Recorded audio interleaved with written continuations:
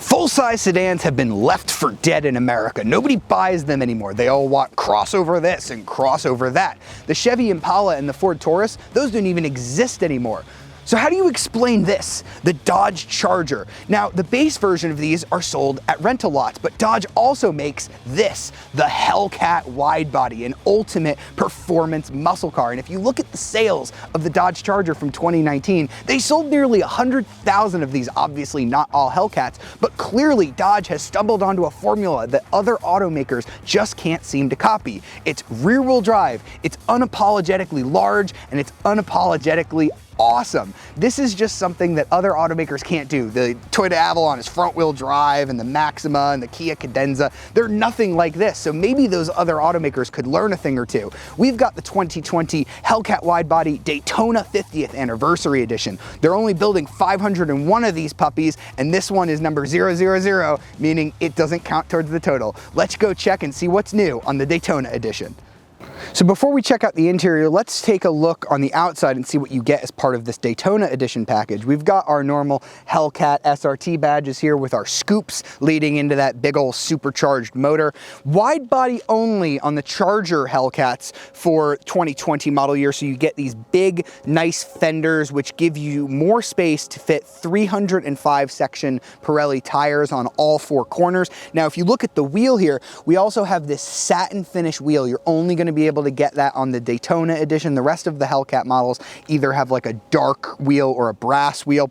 You also get a white Hellcat badge that's unique for the Daytona Edition. Now, you can get other colors, but I think this B5 blue is the best looking of the bunch, and you can only get B5 blue on the Daytona for 2020. Now, if you do get a white car, I think silver and black are also available, that Hellcat logo becomes blue on the white car because white on white would clash a little bit. And the final thing you get on the outside as part of the Daytona package is this big Daytona stripe. It's not the first time they've done this on a Charger model, but it is the first time that you've been able to get it with the supercharged Hellcat model. Now let's go see how the Daytona Edition changes up the cabin.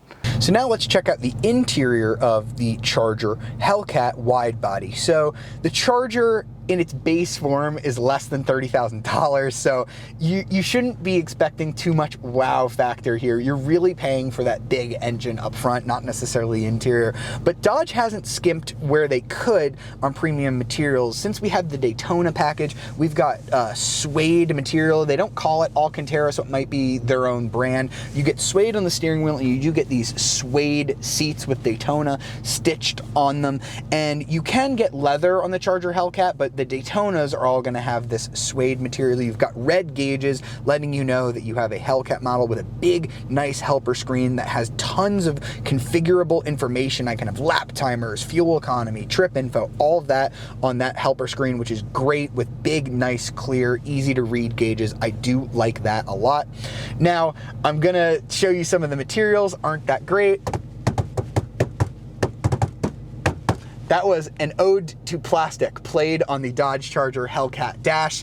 Some of these materials are not amazing, but I won't fault Dodge too much on that because, you know, this is a pretty simple car after all, but you do get some amazing features. These seats, for example, are heated and ventilated. You can get adaptive cruise control, blind spot monitoring, and things like that as well. We also have automatic climate control, dual zone, and we've got this fabulous FCA 8.4-inch Uconnect infotainment screen that's quick, it's responsive, it's easy to use, and because we have a Hellcat SRT product, we have this amazing SRT dashboard page. This gives you access to launch control. You get performance pages, which will show you things like your drag times, your G-forces, your engine power, torque, and boost pressure at all times.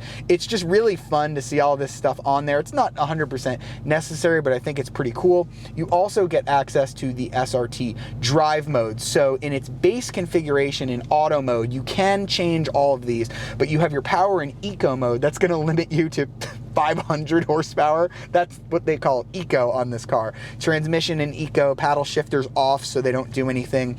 Traction, suspension, steering in street mode. You then get a custom mode that you can configure however you want. Auto can be configured as well. Sport mode is going to give you the full 700. It says 707, but it's actually 717. I think Dodge just maybe forgot to change the number there. But then the traction, steering, suspension gets a little bit sportier. And if I put it into full track mode, it's going to turn off the traction control completely, or at least put it into a really dumbed down mode where you're just going to get tons of wheel spin. Transmission is in full attack, where it gets really aggressive, and the suspension gets rather aggressive as well. Now, although this is a 717 horsepower car, it is quite practical, so let's go ahead and check out the back seats. And the benefit of having such a big sedan is that you do get a lot of legroom, 40.1 inches. This seat is all the way back in its exit and entry function, and I still have plenty of legroom back here. I also have heated seats and 2 USB ports, so it does function pretty well as a family car. Now, you might think that a muscle car wouldn't be very practical, but if you open up the trunk, it actually has 16.5 cubic feet of storage back here. That's big enough to fit me, and I have plenty of room for toilet paper. Now, the Charger is a pretty great car overall. That's why it sells in big numbers. But the reason you buy a Hellcat is sitting right here, the 6.2 liter supercharged V8 Hemi. This one produces 717 horsepower. That's 10 more than a standard Hellcat that you get on this Daytona edition. You can see the big supercharger bolted right here to the top. Let's go see how that feels out on the road.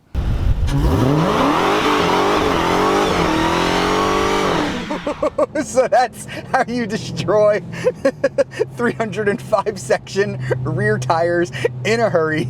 If you buy this car, you are going to be under constant demand to be just absolutely hammering it at all times. So you're gonna have to get good at doing your burnout skills. But if you're not, that line lock sets you up super easily. So all you have to do is just mash the throttle, hold the OK button, and when you let go, everything is safely handled. See, officers, you can tell them it was safe. I was using the built-in line lock feature, so nothing was super dangerous there.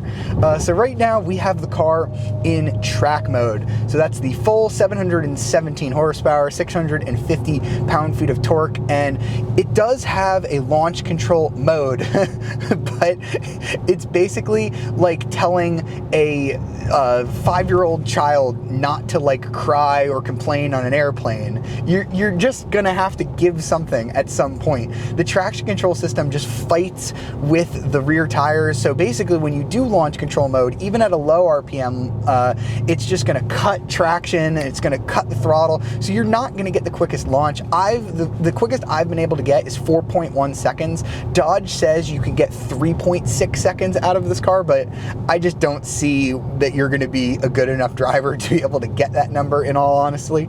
And if you are really good in the quarter mile, you should be able to do it in about 10.96 seconds. So amazing. This is a 10-second car right out of the box. That's absolutely crazy. And in terms of handling, this is definitely a muscle car, not a full-on sports car. So we're gonna go take a corner here in track mode with the suspension in its firmest setting. I can get around the corner pretty easily. The back's wanting to step out, and then I can power out of it. You hear that supercharger whine like crazy, but even for a good driver, you just have to manage the power because it always wants to step out on you just so badly. You do have 4,500 pounds of weight to tug around here, so you do feel it. A lot of modern sports cars, AMGs, M cars, are big and heavy, but they're tuned in such a way and they're so dynamically good that they feel smaller. They shrink around you. The Hellcat doesn't really do that. It feels all of its size all the time, even with over 700 horsepower on tap. Now, we do have 6-piston Brembo brakes in the front and 4 pistons in the rear to help you stop it. So we're going normal speed now. I'm gonna go ahead and hit the brakes. It does stop. It does stop pretty well. These are really good brakes, but it's just not a track car. That's not why you buy this car. And if you want a hugely powerful supercharged V8 car that you can take to the track, the Shelby GT500 and Camaro ZL1 WEN-LE will do that just fine. They cost about the same as this, but again, those cars are not nearly as practical as the Hellcat, especially this 4-door Charger version.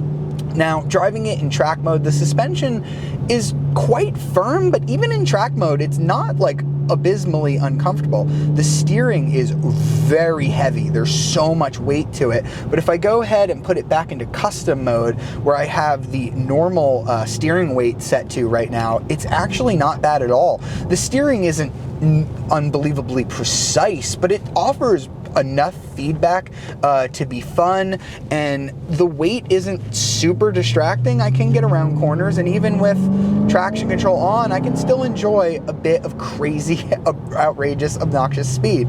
Now, I don't like Dodge's paddle shifters. They're way too small, and the steering wheel doesn't quite fit my hands that well, but these are only minor complaints on a car that's not really a sports car anyway. That's not why you buy this car.